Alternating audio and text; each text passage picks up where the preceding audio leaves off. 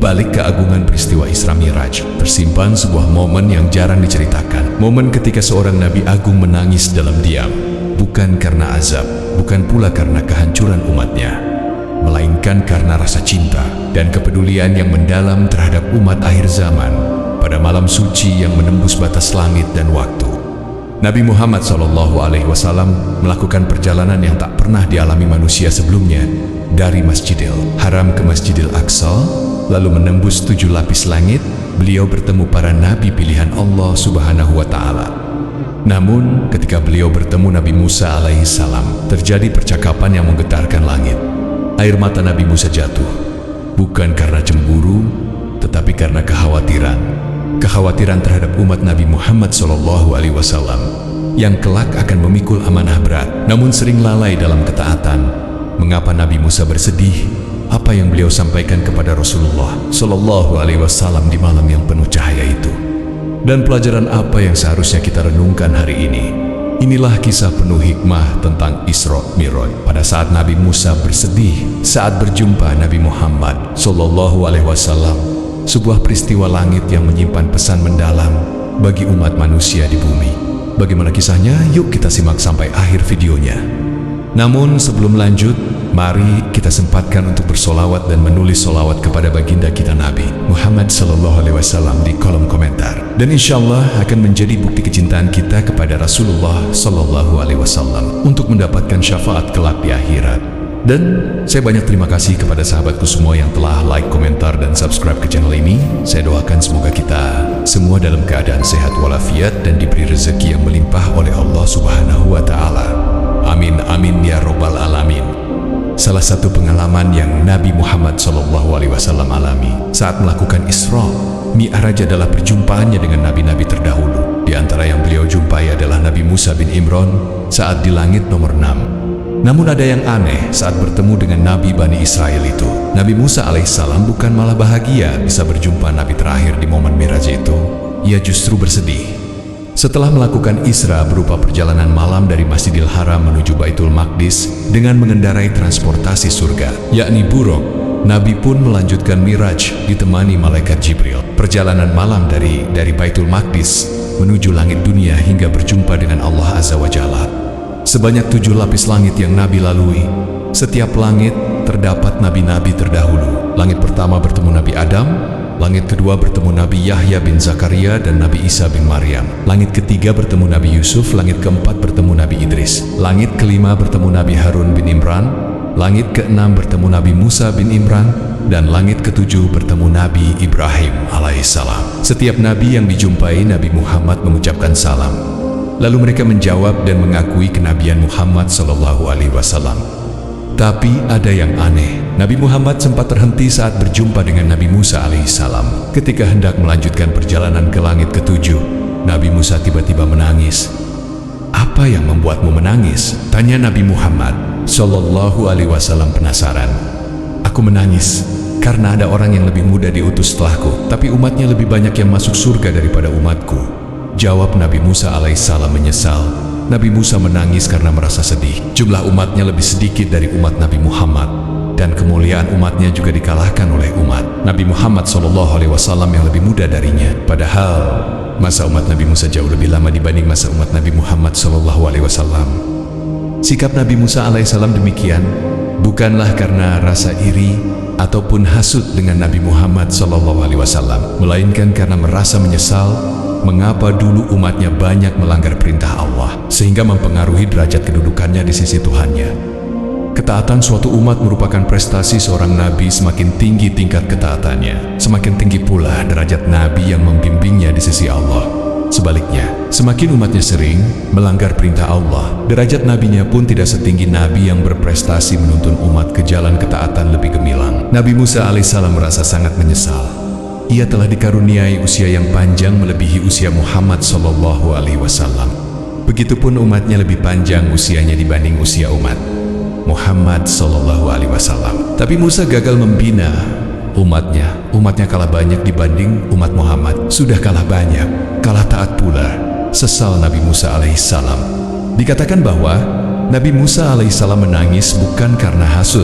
Nauzubillah, di alam itu tidak ada lagi sifat hasud bagi tiap-tiap orang mukmin, terlebih hamba pilihan Allah. Nabi Musa hanya merasa menyesal karena tidak bisa meraih pahala yang seharusnya bisa mengangkat derajatnya di sisi Allah Subhanahu wa Ta'ala. Banyaknya kesalahan yang diperbuat umatnya mengakibatkan Musa tidak bisa meraih pahala itu.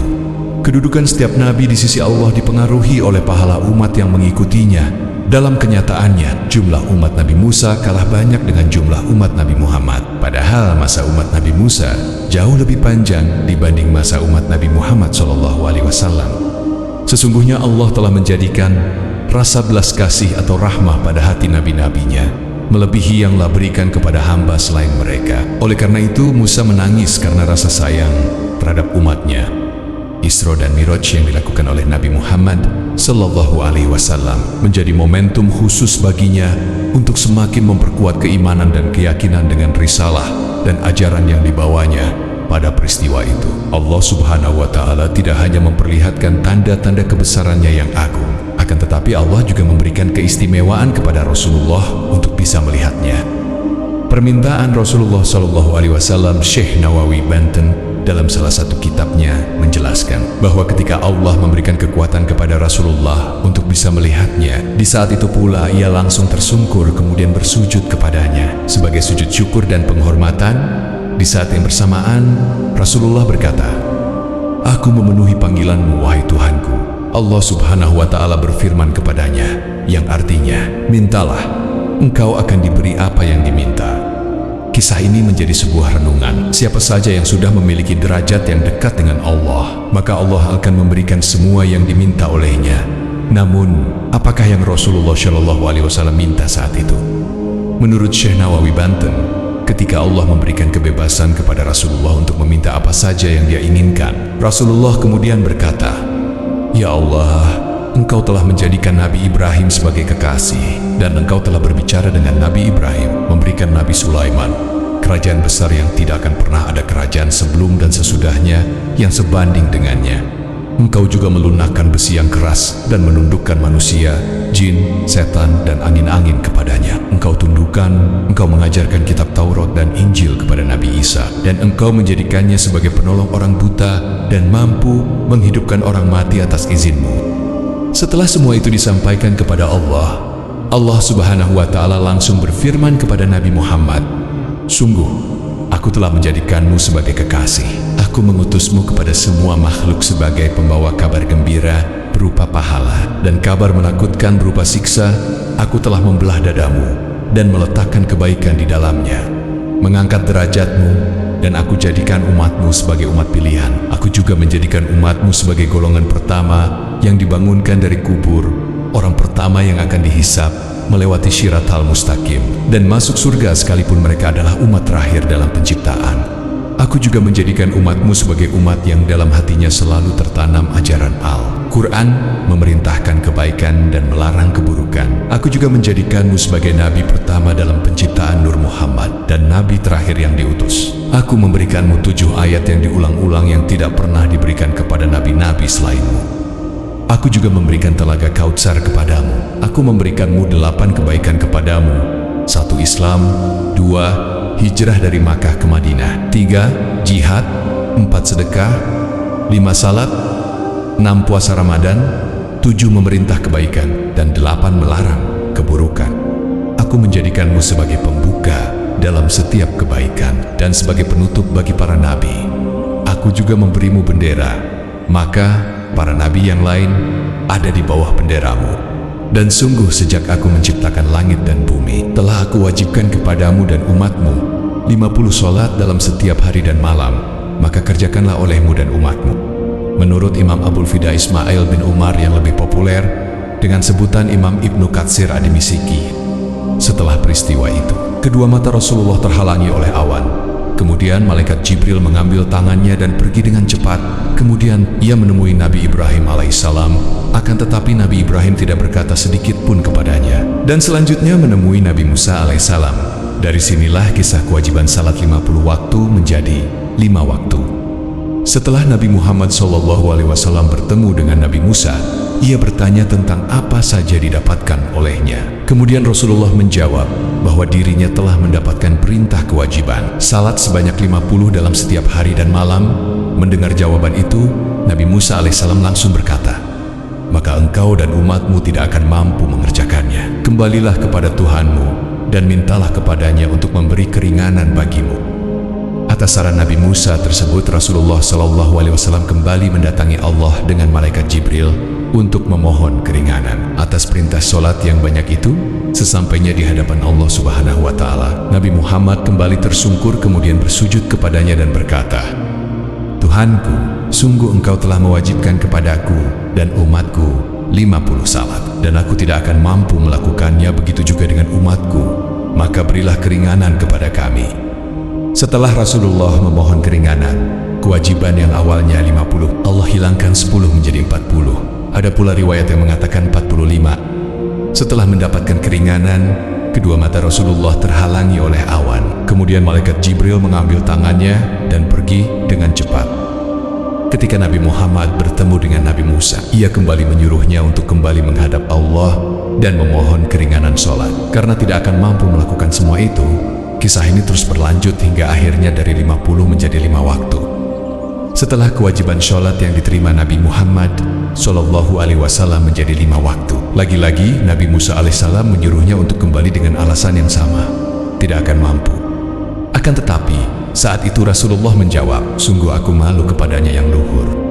Sholat 5 waktu menjadi momentum terakhir bagi Rasulullah SAW dengan Allah Subhanahu wa Ta'ala sebelum pulang menuju Makkah. Dalam perjalanannya, tak sesekali ia tanyakan kepada malaikat Jibril alaihissalam perihal sesuatu yang ia temukan. Di antaranya adalah tertawanya malaikat Malik.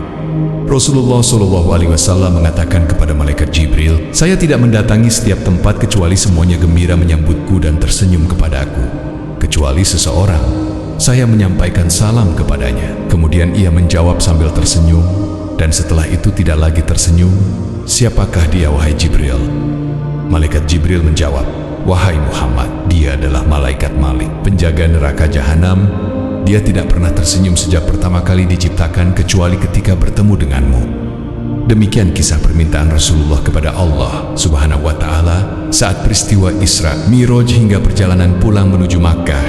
Kisah ini memberikan sebuah teladan bahwa siapapun yang sudah memiliki kedekatan secara khusus dengan Allah, maka apa saja yang ia minta akan diberikan olehnya. Malam Isra Mi'raj pun berakhir. Namun pesan langit itu tak pernah selesai untuk direnungkan. Air mata Nabi Musa alaihissalam bukan sekadar ungkapan kesedihan, melainkan bukti cinta seorang nabi kepada umat yang bukan umatnya, cinta karena kekhawatiran bahwa umat Nabi Muhammad akan menerima amanah besar, namun sering melupakannya. Salat yang kita anggap biasa, sesungguhnya adalah hadiah langsung dari langit, buah dari perjalanan suci Nabi Muhammad SAW, dan hasil nasihat penuh kasih dari Nabi Musa. Setiap kali azan berkumandang, ingatlah bahwa sholat bukan sekadar kewajiban, melainkan tanda kasih Allah kepada hambanya dan bukti kepedulian para nabi kepada umat akhir zaman. Maka jangan biarkan air mata Nabi Musa menjadi sia-sia, dan jangan remehkan amanah yang Rasulullah perjuangkan hingga ke Sidratul Muntaha. Semoga kisah ini menggetarkan hati kita, menumbuhkan rindu untuk taat, dan menguatkan langkah kita untuk menjaga sholat sebagai cahaya di dunia dan penolong di akhirat kelak. Dan semoga kita semua mendapat syafaat beliau, baginda Nabi Muhammad SAW di akhirat kelak. Mudah-mudahan video singkat ini bermanfaat. Wallahu a'lam bishawab. Assalamualaikum warahmatullahi wabarakatuh.